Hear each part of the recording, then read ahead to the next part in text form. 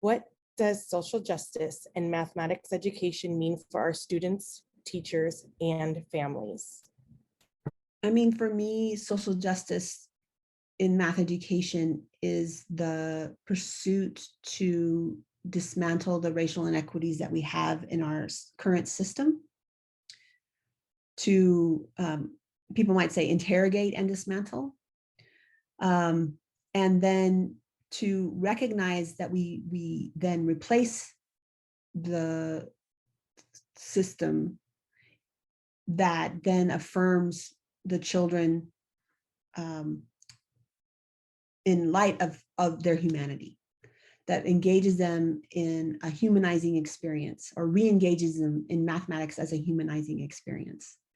One that helps them think about their world, think about being problem solvers, transformers, leaders in their world, using mathematics as one of the tools that they employ as part of making the world a better place.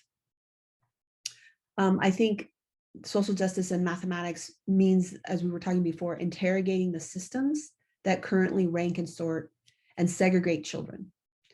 And that has to be done in concert with, or in communication with, collaboration with families and students and teachers to be a part of that. The collaboration is essential. So like in the total social justice math education position statement, it's imperative that three things are addressed, right? Sort of three big buckets. One is the beliefs and structures that are contributing to the current state of affairs, right? The current inequities. Those need to be addressed and changed. We need to focus on curriculum and instruction. And many times people say that's the meat. That's where we have to really make the changes. And people have been doing that and sort of starting there, but it's never enough. You always have to think about it in terms of the beliefs and structures that are in place that are supporting the curriculum and instruction. If you don't address the beliefs and structures, the curriculum and instruction really is not going to change. And I think that is something that we've seen, that there is still limited scalability of this work.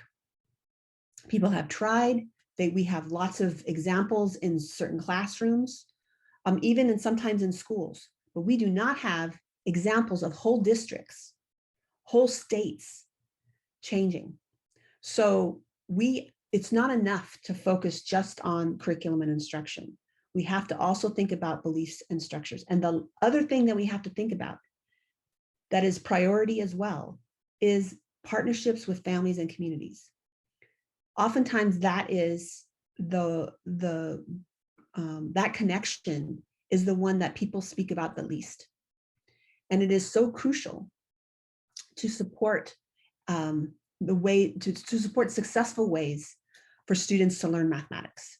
And people who have done research on successful schools, you have to have that third component. It is not enough for beliefs and structures and curriculum instruction. You have to have strong family-student connections with the school. And so for me, those three areas are super important for addressing social justice in mathematics education. I would say that sometimes people think mathematics, social justice in mathematics means investigating a particular type of question, right? So investigating power relationships, investigating fairness, investigating representation.